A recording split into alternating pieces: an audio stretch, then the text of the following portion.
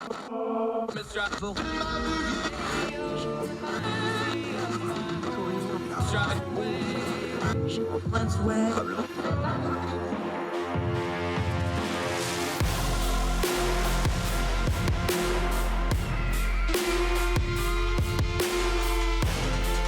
your host, Andrew Donaldson. This is Heard Tell. It's Heard Tell for January the 6th.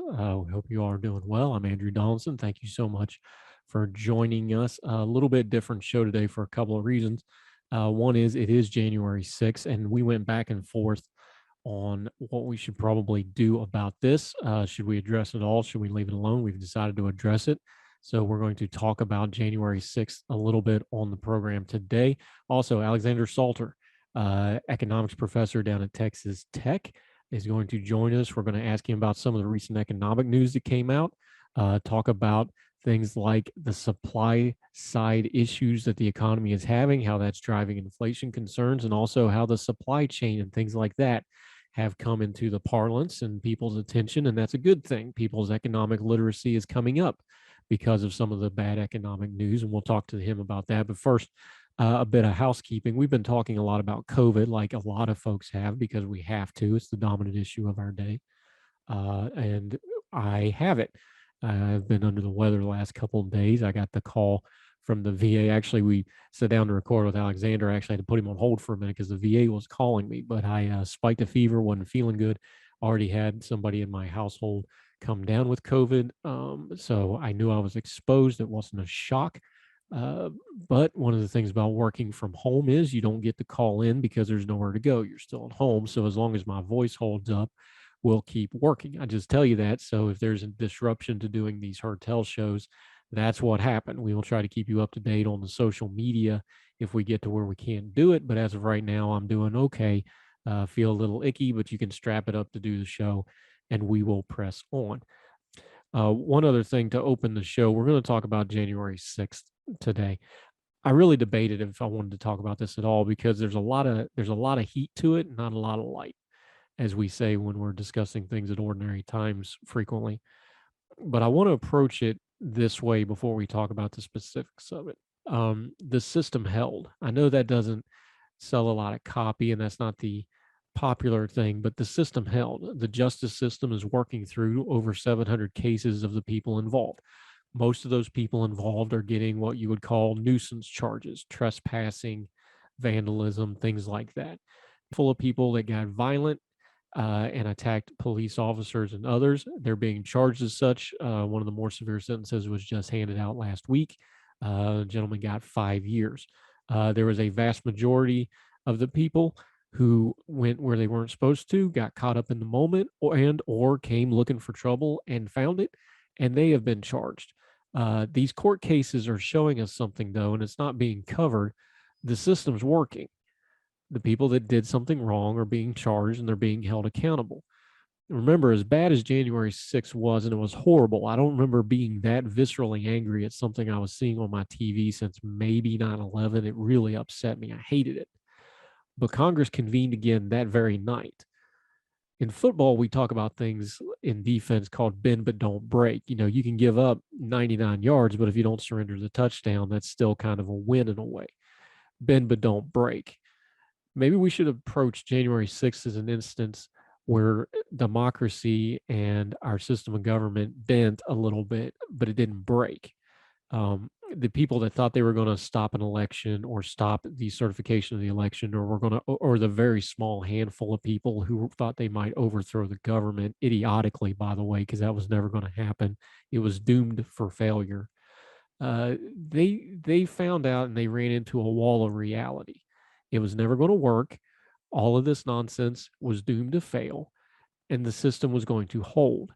And it did. Congress was back in session that night, and the people have been brought to justice over the last year, and the court cases are still continuing. I don't think we need to do super hyperbole about democracy almost fell. That's probably over the top. But we shouldn't tolerate violence at our Capitol. It was a horrible scene that I hope is never, ever repeated. We've focused so much on what happened outside. I think we've kind of forgotten what was going on inside the Capitol building. And I don't mean when the rioters got into the building. I'm talking about what was happening right before that, where Congress, joint session of Congress, was supposed to be certifying the election. Some of the folks had this insane, crazy idea that there was going to be a way to stop the certification of this election. Let's just cut through some nonsense here. That was never going to happen. It was never going to work. The folks that praise Mike Pence for doing that, Mike Pence saved him. No, he didn't. All right. Mike Pence did the bare minimum of doing his job and doing the right thing. But even if Mike Pence had tried to go along with this insane wackadoo theory, it would have never worked. There was no scenario whatsoever in which Donald Trump was still going to be president of the United States after January. It just wasn't going to happen. My buddy Bert Lyko, our colleague at Ordinary Times, goes into great detail as to how this process actually works. When you had people like these Congress critters and like Senator Ted Cruz, who stood up and bellowed, "It is," and dramatically rose, folks, Harvard educated law school graduate Ted Cruz knew good and well that wasn't going to work. He knew good and well Joe Biden was still going to be the president.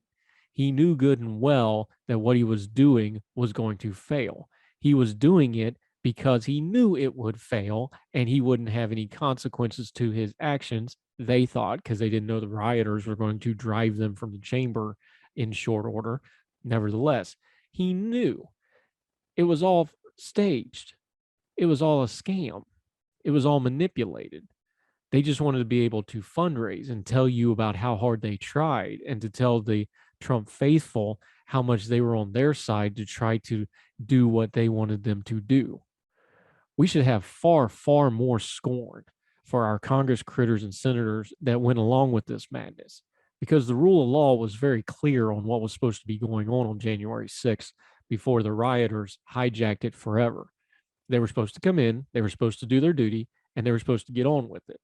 But instead, they wanted to do this performative nonsense. They wanted to do this kabuki theater.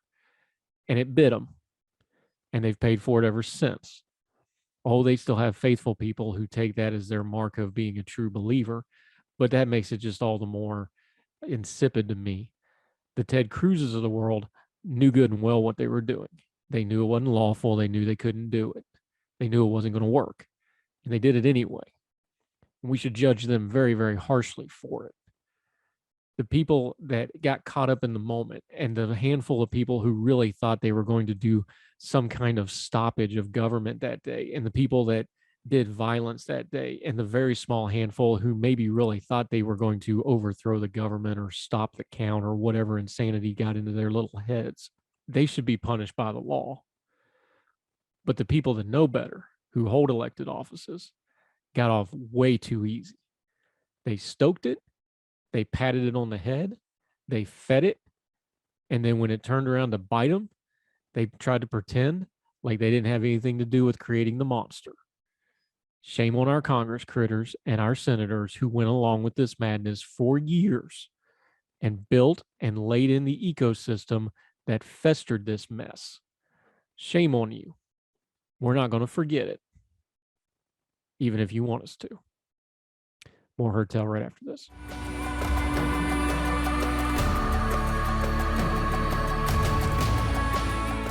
Back to Herd Tell. I'm Andrew Donaldson. Since it is January the 6th, and people are, of course, debating January 6th, I'm just going to read from you what I wrote on January the 7th of last year. I'm just going to read it directly. I'm not going to change anything. This is what I wrote a year ago. And let's see how it holds up. From ordinary-times.com, myself writing, there was what was supposed to happen and what really happened. There was this moment where it was all under control. The throngs of the Trump faithful were arrayed in the front of the stage, framing the White House beyond, waiting for a rally with the president himself. The usual suspects of Donald Trump Jr. and Rudy Giuliani had worked the crowd up and primed the pump for the main event. The former warning the Congress that if they choose to go against Trump, quote, "we're coming for you," and the latter blubbering about wanting a trial by combat. Then the president took the stage, and all seemed just as it had for hundreds of other rallies before. Josh Hawley, Senator Josh Hawley, full of the moment, walked into the Capitol building across the line of not yet rioters with a raised fist in the air and cheers from the throngs. Then inside the chamber, the vice president called the roll of states. The great state of Arizona was called, and Rep. Gosser stood and objected. When challenged by the chair that the objection must be made in writing and signed by a senator, he proclaimed "it is," as Ted Cruz also bellowed "it is," and dramatically stood. Applause filled the right side of the chamber of those who had planned for these objections to be their moment to shine, to speechify, to pound their chests and talk directly to the camera about how much they love America and hated wrongdoing and needed to right the wrongs and blah, blah, blah. It was all under control, you see. It was all so carefully planned, choreographed, staged. The show of shows on this day a day for the Make America Again faithful. Today was the day. We're going to walk down to the Capitol and we're going to cheer on our brave senators and congressmen and women, Trump told the crowd from the stage. We will never give up. We will never concede, he promised. Chants of BS and the long drone of fight for Trump answered his call. And they did go down to the Capitol while the president went back to the White House, put his feet up, and settled in to watch the show as the throng approached the barricades, an optic of displeasure both within and without the Capitol that would grace fundraising, advertising, and political lore for a generation to come of what should have been. The coda to 2 months of swearing that the election had been stolen, setting up Magna 2.0 for the future, just as it was planned. It was also under control, you see. But then, not all of the MAGA had signed up for what came next. Not every Trump voter or wearer of a red hat or waver of a Trump flag sought to break the law, attack buildings, fight with the police, and wreak havoc. But recent history and video of the president, along with the real-time commentary of their social media accounts, tell us who did what. For the true believers, the crazy makers, the unpersuadable, who for 5 years now had drank deeply of that draught of the integrated grifter set, kept flowing steadily to them, they now have their moment, their high watermark, their moment when the reality of the present ripped through the fabric of mortal time and will forever give them their lost cause moment. Like a bizarro world MAGA Faulkner, they will now tell the tale to their children's children's children. It's all now, you see. Yesterday won't be over until tomorrow, and tomorrow began 10,000 years ago. For every MAGA diehard of an age to remember, not once, but whenever they want, there's this instant when it is still not yet noon on that January afternoon in 2021. The marchers are in position behind the steel temporary fencing. The cell phones are charged and ready to record, and the furled flags are already loosened to break out, and Trump himself, with his blonde, coiffed, massive hair and his gloved hands, probably, and his sword-like tongue spouting off, looking up the hill, waiting to give the word, and it's all in the balance. It hasn't happened yet. It hadn't even begun yet. Is not only has it not begun yet, but there's still time for it not to begin against the position and those circumstances which made more men than Cruz and Hawley and Gossard and Gohmert look grave, yet it's going to begin. We all know that. And we have come too far with too much at stake, and that moment doesn't need even a MAGA diehard to think this time, maybe this time with all this much to lose, then all this much to gain. Pennsylvania, Arizona, Georgia, the world, the Golden Dome of Washington itself, the crown with desperate and unbelievable victory, the desperate gamble, the cast made 4 years ago. I can't believe this happened, some are proclaiming who lived through it. I can't believe this happened, the perpetrators giddily proclaimed as they filtered off through the Capitol grounds. What utter hogwash. The president and diehard supporters planned this, relished in it, wanted it, begged for it. They had scared hotel owners into shuttering shop rather than host them. They antagonized and accosted the most mild manner of politicians on their way to the district. They bragged on social media for days ahead of time, proudly recording themselves every minute of every day of the before, during, and after. The rioters who stormed the Capitol can say whatever they want about anything they want, but their actions drown out all of their words. They did what no one had dared do before, where no one had dared do it. The capital of the United States of America, according to their shouts, was theirs to do with as they pleased. A giant scratching post for them to alleviate their various political and cultural itches. It was a crime display. It was a criminal display of selfishness and thuggery, of people wholly given to their own desires and passions, to point that things like country and truth and right mattered not as long as they got their piece of video of them getting their jollies off in the previously forbidden to them halls of American power. Lives were lost, the Capitol was trashed, and a horrified world and embarrassed America looked on with shock and dismay. 4 years of words, pontifications, promises, and prognostications washed away by the images of the United States Capitol under assault and temporarily cowered for the first time in over 200 years. Not by a foreign enemy, but by a cult of personality masquerading as a political movement being welded as a weapon to avenge perceived slights. The diehards will still defend it. Their lost cause of Trump too ingrained to let go even now. Laughably, they are trying to blame Antifa, but rather than standing against that destructive group, they now more and more closely resemble them in behavior than ever. But for most Americans and the wider world, the images of what the flag-carrying MAGA faithful did here are indelible. No amount of pointing to the civil unrest, riots, and looting of the past year by other people in other places does anything to justify or lessen what happened here. There will be ink and characters spent aplenty on the who and the why and the how this all went down. Whatever the resultant consequences that occurred from the despicable actions of a mob, a president that incited them and then went MIA, leaving others to deal with the mess, and a nation that now must reckon with it all. Most of the questions will not have easy answers, or at least satisfying ones to an American people that damn well deserve better than their nation and attacked over the political ambitions of a few reigning chaos with a fire hose of lies. Damn them. When epic floods occur where I'm from, they paint the high water marks on the bridges and other structures to remind folks of just how far the destructive waters went. The high water mark of the worst of MAGA reached into the well of the U.S. Senate, the barricaded and armed door of the U.S. House of Representatives, and washed through the rotunda where we lay our most honored dead to lie in repose. Congress quickly reconvened and the people's business won the day while the mob receded into the night, but the speed of the return should not lessen what happened, or how much worse it could have been, should have been, and may have been. We better never do this again. The flood was high enough this time. Any higher, we will all be swept away. That's what I wrote on January the 7th. More Heard Tell right after this.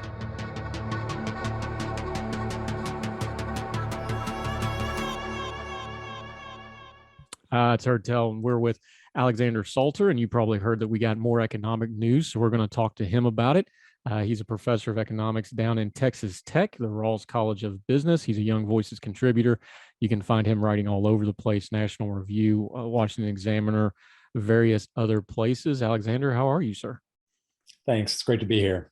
Hey, we keep asking this question over and over again when we have economists or people that know about the economy on the show. Once again this week, we seem to have conflicting information. We have, for the fourth time in 2021, the numbers of workers quitting their job hit a record. And then we turn around this morning and wake up to news that jobs are added to the economy. This doesn't make sense to people. Why do we keep getting, it seems like conflicting information because we hear about labor shortages, but the unemployment numbers low. This just doesn't make sense to a normal person. You're an economics professor. Teach us, explain this to us, because I don't understand it. It's a pretty tricky issue, Andrew, and this is a good place to start. So I think what we're really observing, and this is going to last for a while, is changes in the patterns of economic activity caused by the sudden stop, sudden start COVID economy. Things are still really out of whack. Businesses had to shut down, they had to restart again. Consumers were told they had to stay home, then they could go out again and purchase. You can't just restart an economy the same way that you reboot a computer. There are all sorts of patterns to economic activities that have to fit together like puzzle pieces, including in labor markets. So on the one hand, you have a number of people who are adjusting to new things like the ability to work from home instead of going into the office, taking advantage of the fact that household balance sheets are particularly strong right now, maybe pursuing that dream career change that they always wanted, at the same time that total spending in the economy is picking up and businesses are really trying to fill spots that just aren't being filled. So I think what we really have here is not a demand problem, but a mismatch problem. And that's going to take some time for the economy to work itself out. And really the only way for that is for markets to do what they do, allocate resources, link up consumers with producers, and wait for prices to adjust to make things work well again. So what was the mismatch part? Was it a confluence of events? Was it just problems? Because it seems like some of the economic stuff with the COVID stuff was things that were already a problem. And then that extra pressure just kind of revealed the cracks. Was it, there's of course public panic with some of these things because people that can't get their kids to school and they can't work and things like that, that all adds into it. So What do you think it was that caused those things that made it a mismatch? Because obviously it's so unusual that we're seeing these things. This isn't kind of a naturally occurring event, for a lack of a better term. What do you think made the mismatch? You're right. It was a confluence of events. It wasn't just any one thing, it was multiple things going wrong, well, quote unquote, wrong at the same time. Obviously, COVID is tragic. It's terrible for the economy. There's not really a whole lot that we can do about it being there, but the policy responses that we chose do explain some of what's going on. Social distancing, stay at home orders. We already talked about the sudden stop, sudden start to economic activity. And again, on the demand side, you had rather extraordinary policy, both fiscal and monetary policy, to make sure that the total spending side of the economy didn't bottom out. That started in 2020 and really is continuing all the way through today. Lots of that policy is still going on.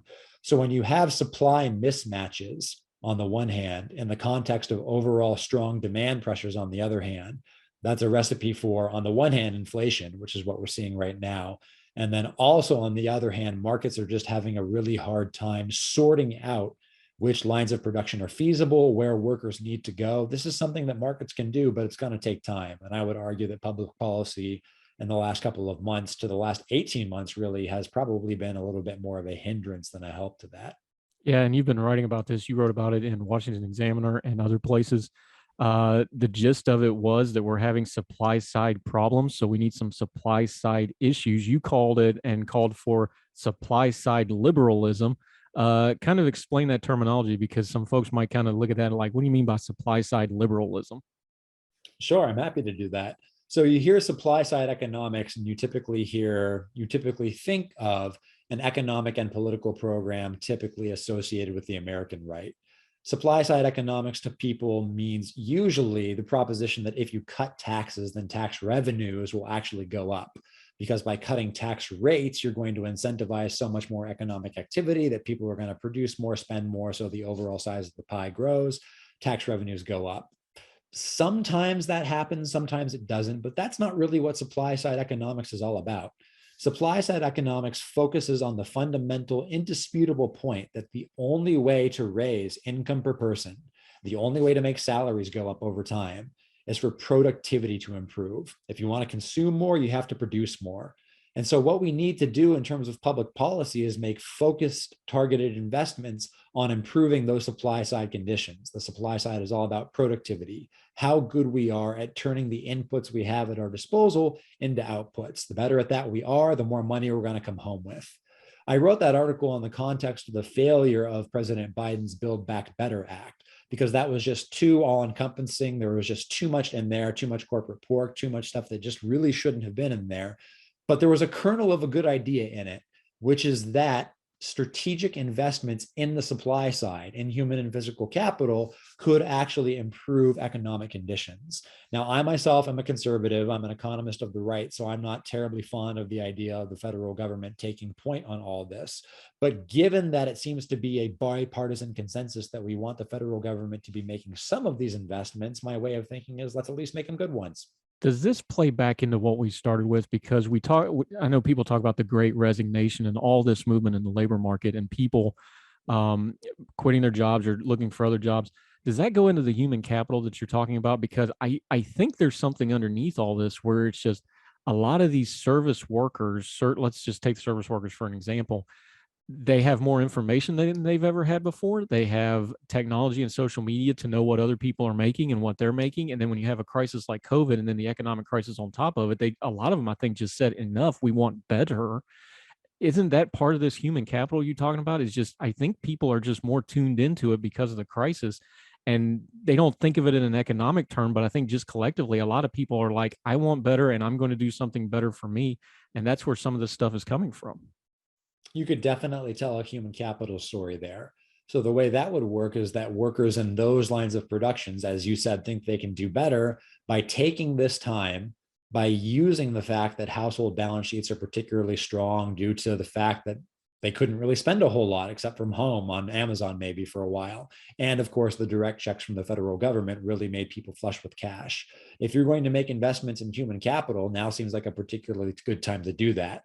Those investments can be most effective if you specialize in being a student or a trainee worker or doing something other than traditional full-time employment. So that might be part of what's going on. The other part of it is that all these policies that we just talked about for other reasons might make workers slightly less willing to offer their labor services in general. And that's a more familiar supply side story, right? We only recently got over the time period where the federal government was being pretty generous in paying people not to work. Well, when you subsidize something, you get more of it. That's economics 101. Pay people not to work, people won't work. Yeah. And the other part of this that we now have enough numbers on, because we got about 2 years of COVID data now, give or take, a large portion of those people leaving the workforce was actually older workers that wanted to retire early, or they wanted to downscale to part-time, or whatever the case may be. What is it? Because a lot of economics for the last few years, there's a major generational shift. Of course, we hear ad nauseum about baby boomers, but it is a fact. You have a large portion of the working population that are phasing out, and that happened right in the middle of COVID on top of it. Talk about how that moves economic numbers as well. That's another human capital story, really. You just have this massive part of the workforce for the last 30, 40 years, and they've kind of thrown up their hands, a lot of them, and said enough. Yeah, there's been some interesting trends in labor force participation. The labor force participation rate is basically the size of your labor force, right, divided by the number of people who are looking for jobs. And so when you actually get that number, it's telling you the fraction of adults who are actively looking for jobs, who want to be in the labor force as a percentage of the overall working age population. So what does that tell you? Basically tells you how much of your population you have tied up in economic concerns. And over the course of the pandemic, that figure fell by about 1%. We're in the neighborhood of 60% labor force participation right now, give or take a couple of percentage points. You probably want to fact check my figure on that. Now, that's the top line figure, but underneath all that, there's some really interesting stuff going on. So it's true that a lot of people who probably had 5 to 10 years more until retirement, conventionally understood, decided maybe they wanted to take it early. Maybe they wanted to take advantage of the fact that, again, household balance sheets are strong. So now seems like a pretty good time to readjust your plans and maybe get a little bit more out of retirement. That's one thing that's going on. But there are also a significant number of older workers, we're talking 55 and up, and especially 65 and up, who have re-entered the labor force. They're taking other jobs. They're seeking employment and filling jobs when previously they weren't. So on the whole, you do have labor force participation going down, but based on demographic trends underneath that top line number, it's not a very clean and clear story about the baby boomers retiring and then the young kids stepping up, but maybe they're not so willing to work as we would like. There's a lot of intergenerational stuff that cuts against the grain.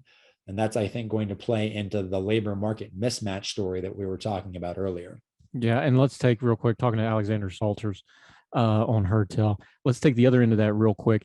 There's obviously a lot of movement among the very young, talking college age, quickly leaving college age. They are finding alternate things. You have the gig economy, the creator economy, these sorts of things. So while that's all going on, you have this new generation of people that are trying to find their way, and they're doing it in somewhat unconventional means also. They're not all just going into a career type career path, right? That could be part of it. I don't really have a good handle on the fraction of college graduates or young people in that age category who are looking for traditional 40 hours a week full-time employment versus people who are doing piece rate writing or gig economy work like driving for Uber or something like that. Based on the numbers that I have seen, that usually tends to be supplemental work, things that they do in addition to their full-time jobs, but it's not unheard of for people to engage in that piece rate work or contract work full-time. The interesting thing there is that states, depending on state level policy, sometimes make it very hard for people to be full-time contractors. It's harder in some states and easier in other states. And so I would really want to dig into the data and look at those trends as well. Yep. Looking at you, California. We're talking to Alexander Salter. We're going to continue with him in a minute. We're going to get into a little bit of the policy side of some of this stuff. Also ask him a little bit about some supply chain stuff and one of our recurring topics of China. We'll continue with him on Hertel right after this.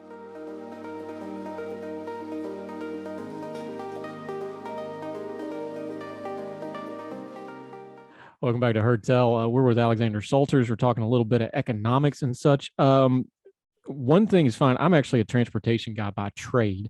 That's how I made a living before I could make a living that way anymore, and I became the world's least compensated writer. But I found it kind of heartening. The year 2021 was the year where I think we had a good public reckoning on folks understanding parts of the economy, such as the supply chain. And I know some of it was from panic and toilet paper and some of the silliness. Do you, as an economist, do you take it as a good sign, even though it was for bad reasons, that people maybe for the first time started paying attention to things like supply chains, like just-in-time ordering, how they actually get their goods in the store, just kind of some practical economic stuff? I think that's a good thing, isn't it? I definitely think it's a good thing for the public to be more informed about just how many things have to go right in order for the goods and services that are on their shelves that they buy every day, how that actually happens. We take that for granted, right? We take for granted the miracle of the market. This is something that we try and really hit home when we teach our Econ 101 classes, we professors. The fact that you can go out and buy for a fraction of your hourly wage a fantastic meal is really a miracle when you count all the things that have to go into that. Now, it gets even more complicated when you have talking about things like computers that have semiconductors or cars that have smart chips in them, when those parts are serviced from all over the world. So on the one hand, it's good that the public has become more sensitized and aware of just how miraculous and sometimes fragile that can be. On the other hand, you do have to worry that public passions would get a little bit out of hand, and the public policy responses demanded by the public might not be the best ones going forward.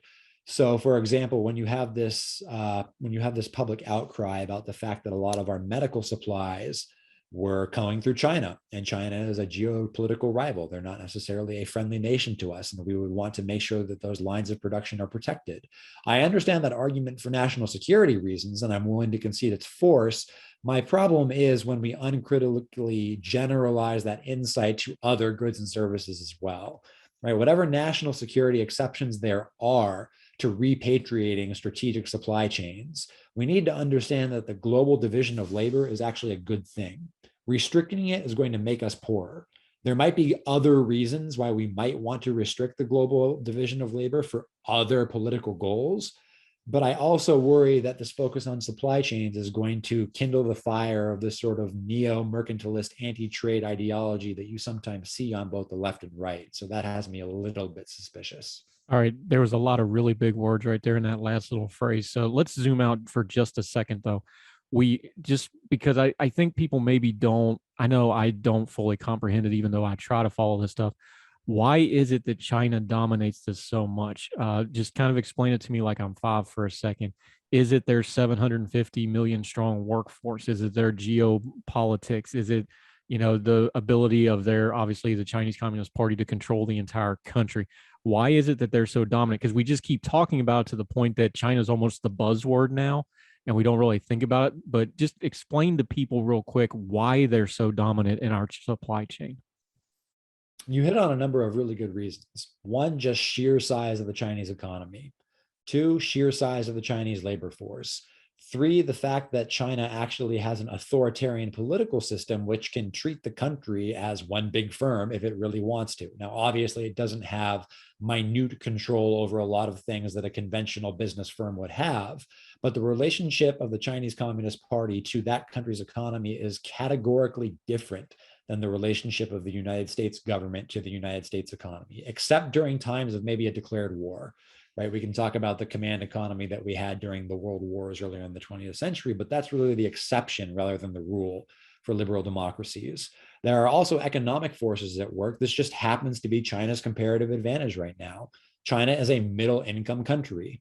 We've talked a lot about meteoric economic growth from China over the past decades, and they have grown quite quickly. But let's keep in mind that GDP per capita in China is about the same as GDP per capita in Mexico. China is not yet a wealthy country. It's a middle income country, which means that it's going to specialize in producing these things like medical supply goods that largely consist of taking existing ideas for putting parts together and assembling a good and shipping it somewhere else. So we over-relied, I think, on having our division of labor and international supply chains run through China because we were hoping that economic liberalization and integration into international institutions like the World Trade Organization would cause China's political system to liberalize, basically that they would become nice, liberal, democratic capitalists like us. Unfortunately, it has not worked out that way. And it seems that a lot of what our economic policy decisions have done with respect to China have really enriched an adversary that seems all too willing to use its weight, to throw its weight around to cause us all sorts of problems. And this goes to something that I know we share, but when we're talking about liberty and we're talking about freedom and we're talking about giving people the maximum opportunities, there's an overarching thread here, because whether we're talking about, something like the lockdowns for COVID, that's a freedom issue, but we're also talking about trying to liberalize a, communist dictatorship in China. That's a freedom issue as well. Economics is freedom, and how you have economics and giving people opportunity is key to freedom. I know you write about this, you talk about it a lot, but just go into that for just a minute, though, that if you don't have people having economic opportunity, the rest of these freedoms really don't mean a lot, because they're not going to be able to do much with them. There has been a perception that China has, quote unquote, liberalized its economy a lot over the last 30 years. And to the extent that we mean allowing market mechanisms and free exchange to operate more than had been operating previously, that's true. But it is absolutely not true that China's economy is a liberal capitalist economy by any stretch of the imagination. China is not a capitalist country. Its political system is straight up authoritarian. This is a freedom issue. This is a human freedom and human dignity issue. And that's why I, for one, am rethinking a lot of views that I had with respect to China, and I'm beginning to think that maybe strategic decoupling from China's supply chains might actually be best for US liberty in the long run. Is it that we think, especially people our age, we were kind of ingrained with, we brought down the Soviet Union through economic power and cultural power, and we just don't understand that that's just not going to work here. This is a totally different system. Is that just kind of ingrained into the American ethos of, well, we won the Cold War doing it this way, and that way ain't going to work with China? Is that part of the problem here? Among the class of people who are policymakers, maybe, but they're actually a little bit older, right? America's quote unquote governing class is a generation older than ours. And the fall of the Soviet Union is probably the formative international relations experience of their lifetime. And that's probably where they're getting their playbook. For people our age or younger, I actually worry it's just the reverse. They don't have any experience of socialism. They don't have any experience of communist tyranny, which is why you have young people overwhelmingly approve. Well, I shouldn't say overwhelmingly approve, because I don't think it's even in a majority yet. But compared to previous questions when they were asked in polls over the decades, a record high amount of young people, a fraction of young people, have favorable opinions to socialism and communism. And I think that that's just because they frankly don't know what those words mean and what those economic political systems entail. I'm very, very confident that if they got a whiff of that in terms of what it's actually to like to live under those systems, they would become liberal democratic capitalists very quickly. Yeah. Talking to Alexander Salter. All right. Put your economic hat back on for a second. Where's the economy at? We hear all the noise. We hear all the panic. We have the screaming headlines. What's the actual condition of our economy right now as we enter into 2022? The economy is not as bad as some of the doomsday prophets are saying, but make no mistake, we could be in a stronger position. The major issue right now is inflation. I still think that a major driver of inflation is supply side issues.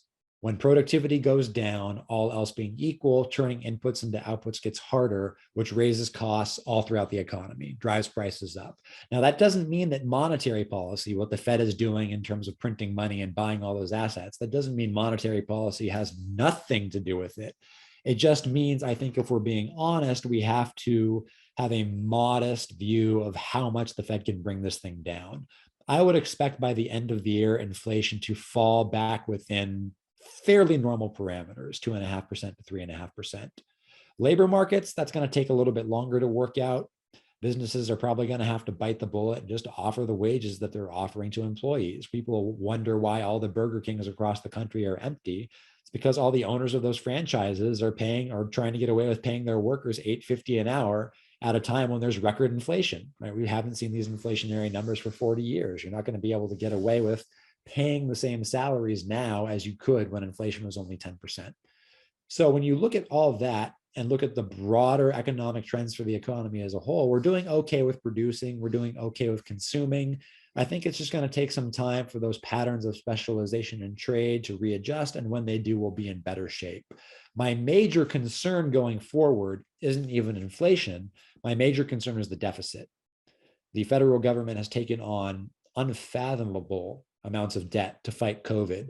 And that's really going to strain our borrowing capacity later. And if interest rates eventually start to go up, which I think they will, because interest rates usually go up when economic growth across the globe goes up, that's going to make it harder for Uncle Sam to borrow. We already have pretty high borrowing costs. We're going to quickly look at a situation where just paying the interest on the national debt is going to absorb something like 15% of GDP, which means we have less important public funds available for investing in those things that we want Uncle Sam to invest in. Especially with inflation running as high as it is right now, the last thing that we want to invite is a fiscal crisis. So as counterintuitive as it seems, now might be the time to tighten our belts. One last question for Alexander Salter. We know that the deficit spending and this sort of thing, that's all kick the can down the road, though. Give me a time frame on that, kick the can down the road, because I know all of my life I've heard about the deficit. There's no real appetite politically and in the social conscience to really deal with that issue right now. There just ain't. That's just the truth of it. It's all lip service. 5 years, 10 years, 15 years, when's that bill come due? I can't remember if it was Harry Truman or FDR who said, gee, I wish that I could meet a one-armed economist, because economists are always saying, well, on the one hand, but on the other hand, sorry, old economics joke. I use that fun story to introduce the fact that it really depends on something that I can't predict, which is how far and how fast interest rates are going to go up.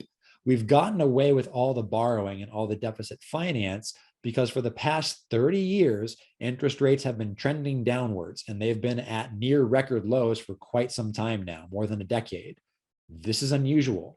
This isn't something that you can solely blame on monetary policy. Monetary policy can lower interest rates in the short run sometimes, but not in the long run. Something else is going on. As long as interest rates stay as low as they are, you can probably continue to sustain this amount of borrowing. But as soon as the cost of borrowing goes up, as soon as the interest service on the debt goes up, as soon as bond markets say, you know what, Uncle Sam, things aren't looking so good with your finances right now, I'm going to have to get paid a little bit more to lend you my money, that's when we could be in a world of hurt. It could happen next year. It could happen 15 years from now. I'm going to be perfectly honest with you. I don't know. I think the sanest approach, though, is not to wait for it to happen to make the necessary adjustments. Interest rates will go up at some point. We don't know when, but they will. It's better to have our fiscal house in order before that happens. Yeah.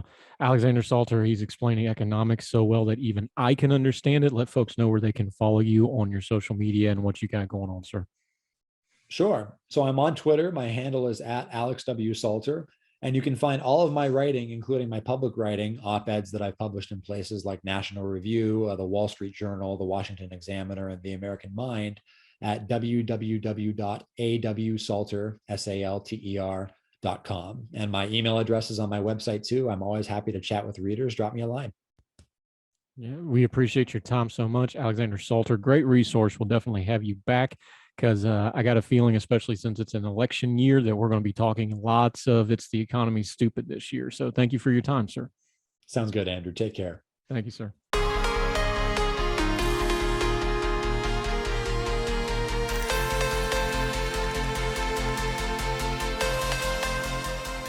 Go back to her tell. I'm Andrew Donaldson. This mess in Virginia on I-95. Have you seen this? Washington Post. Virginia highway officials continue to clear icy roads in the Fredericksburg area on Wednesday, a day after snowfall paralyzed a 48-mile nearby stretch of Interstate 95, leaving some motorists stranded for more than 24 hours on one of the nation's busiest interstates. Many travelers reported having little or no food and water. Others said they felt abandoned in freezing vehicles for hours, often with jackknife tractor trailers blocking lanes and off-ramp with no signs of a snowplow, police cruiser, or other government help. More than 50 vehicles were found abandoned or empty of gas, and some motorists left them to walk along the icy, snowy highway for help. VDOT said crews were quickly overwhelmed by the heavier and faster falling snow than had been predicted. Meanwhile, local officials questioned how the snowstorm resulted in one of Washington region's worst traffic disasters since a snowstorm during an evening rush hour in 2011 left Virginia motorists stranded on the George Washington Memorial Parkway overnight. It's out of the Washington Post. This is where I have to give credit to Heard Tell's most avid watcher and listener, my mother, who's always watching. Mom, love you. We tease her a little bit. We kid her a little bit. Every vehicle that they own is packed to the gills with emergency snacks, blankets, jackets, all manner of things, flashlights, you name it, she's got it. But stories like this go to remind you why that is. It's a good thing to be prepared, especially on travel. I remember one time we were traveling as children, we didn't have anything to block a tire or chalk the tire when we needed to change a tire. And to this day, she still carries a brick in every vehicle we have, just in case we ever need to change a tire again. So this one's a shout out to my mother. If we were stuck in that mess, we would have been well prepared, because she just is. The moral of the story is you should always be prepared for very bad things to happen, especially in bad weather. Make sure you have a kid in your vehicle that at least has some blankets, some snacks, some extra water, those sorts of things. You never need it until you do. And then when you do need it, you'll be thankful you got it. More Heard Tell right after this.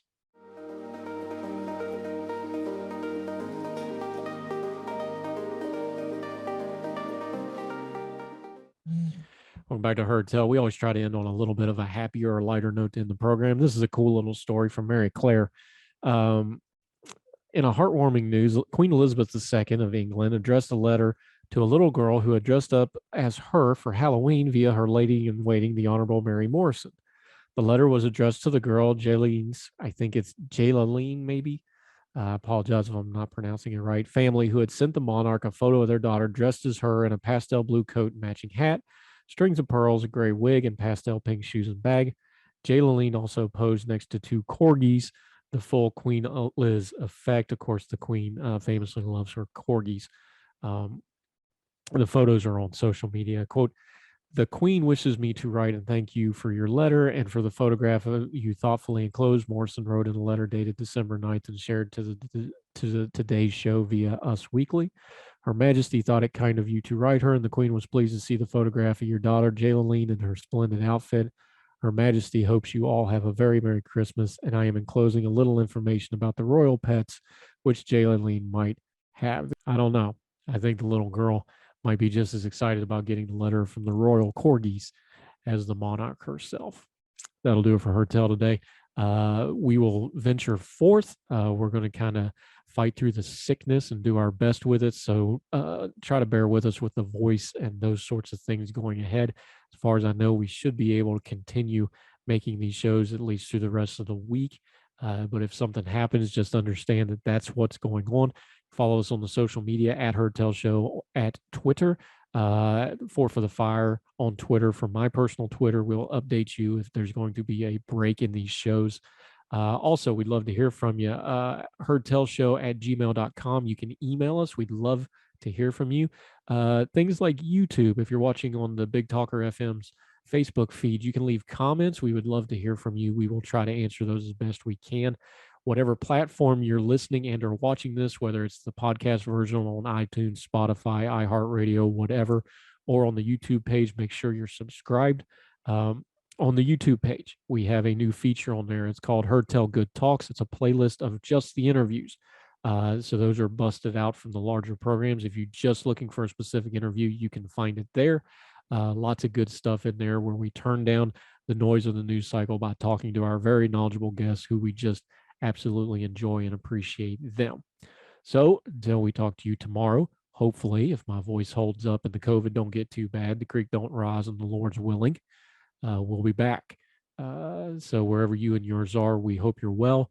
We hope you're well fed, and we'll talk to you tomorrow on Heard Tell. All the music on Heard Tell is provided under a Creative Content license from monstercat.com. Somos la máquina.